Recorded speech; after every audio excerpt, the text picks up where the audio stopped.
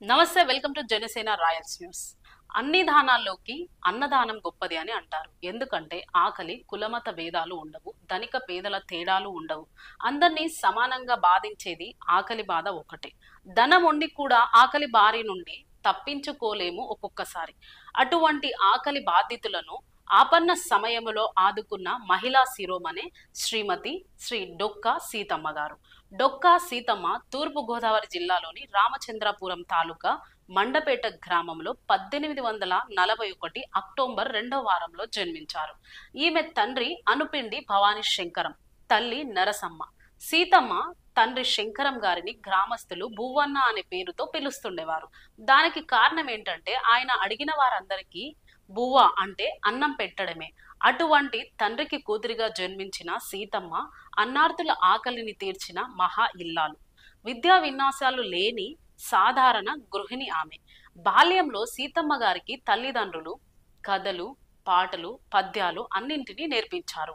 ఆ రోజుల్లో స్త్రీలు విద్య నేర్చుకునే అవకాశాలు సరిగ్గా లేకపోవడంతో ప్రాచీన సంప్రదాయాలకు తలవంచి పెద్దబాల శిక్ష వంటి గ్రంథాన్ని కూడా పూర్తి అధ్యయనం చెయ్యకుండానే పెళ్లికి సిద్ధపడాల్సి వచ్చింది. సీతమ్మ గారి బాల్యంలోనే ఆమె తల్లి నరసమ్మ మరణిస్తే ఇంటిని చక్కదిద్దే భారం సీతమ్మ మీద పడింది. దానిని ఒక పవిత్రమైన బాధ్యతగా సీతమ్మ స్వీకరించింది. ఆంధ్రప్రదేశ్ గోదావరి పరివాహక ప్రాంతంలోని కొన్ని గ్రామాలను లంకా గ్రామాలని అంటారు. అటువంటి ఒక లంకా గ్రామము లంకా గన్నవరం. ఆ గ్రామంలో పెద్ద ధనవంతుడు డొక్కా జోగన్న. ఆయన ధనవంతుడే కాకుండా పెద్ద రైతు కూడా. వీటన్నింటినీ మించి మంచి వేద పండితుడు.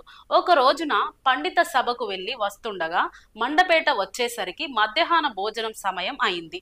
వారు మంచి ఆకలితో ఉన్నారు. సమయానికి వారికి సీతమ్మ గారి తండ్రి భవానీ శంకరం గుర్తుకొచ్చారు. వెంటనే దగ్గరలో ఉన్న భవానీ శంకరం గారి ఇంటికి వెళ్లి ఆ పూట వారి ఆతిథ్యాన్ని స్వీకరించారు.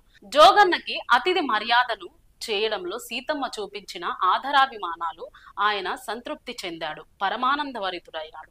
యవనంలో ఉన్న సీతమ్మ చూపించిన గౌరవ మర్యాదలు, ఆమె వినయ విధేయతలు నచ్చి జోగన్నకి ఆమెను వివాహం చేసుకోవాలనే భావన కలిగింది. ఆయనకు జ్యోతిష శాస్త్రంలో కూడా ప్రవేశం ఉంది. ఇద్దరి జాతకాలు సరిపోయినట్లుగా ఆయన తృప్తి చెందారు. బువ్వన్న సీతమ్మను డొక్క జోగన్న గారికిచ్చి అతి వైభవంగా వివాహం జరిపించారు. సీతమ్మ అత్తవారింట్లో అడుగు పెట్టగానే ఆమె ఇంటి పేరు డొక్కాగా మారింది. ఆమెలో సహజంగా ఉన్న ఉదార గుణం, దాతృత్వం రోజు రోజుకు పెరగసాగాయి. జోగన్న సీతమ్మ దాంపత్యం అన్యోన్యమైనది.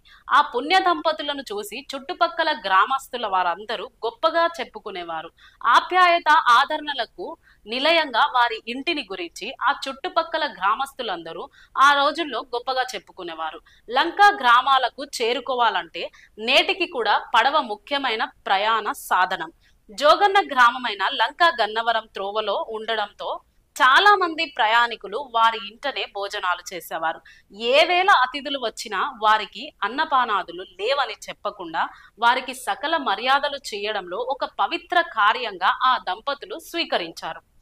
చిరకాలంలోనే ఉభయ గోదావరి జిల్లాలలో అపర అన్నపూర్ణగా సీతమ్మ పేరు పొందారు. లంకా గ్రామాలకు తరచుగా వరదల వల్ల ప్రమాదాలు ఏర్పడేవి. నిలువ నీడలేని బాధితులకు ఆదుకొని వారికి వసతి భోజన సదుపాయాలను నిరాటంకంగా ఏర్పాటు చేసే ఉద్దాత గుణశీలి సీతమ్మ గారు. మగవాడు సంపాదించి ఎంత తెచ్చినా ఔదార్యం లేని స్త్రీ ఉంటే ఆ సంపదనకు అర్థం పరమార్థం రెండూ ఉండవు. అన్నదానము చేసి మానవతకు అర్థం చెప్పిన మహిళా శిరోమణి సీతమ్మ గారు. అలా అచిరకాలంలోనే ఆమె ఖ్యాతి భారతదేశమంతా వ్యాపించడమే కాకుండా ఆంధ్రదేశపు కీర్తిని ఇంగ్లాండ్ వరకు వ్యాపింపజేసిన మహా ఇల్లాలు సీతమ్మ.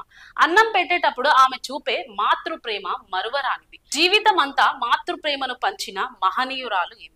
డొక్కా సీతమ్మ తన సొంత వనరులతో నిధులతో నిత్యాన్నదానాన్ని చేసి అన్నార్తుల ఆకలిని తొలగించారు.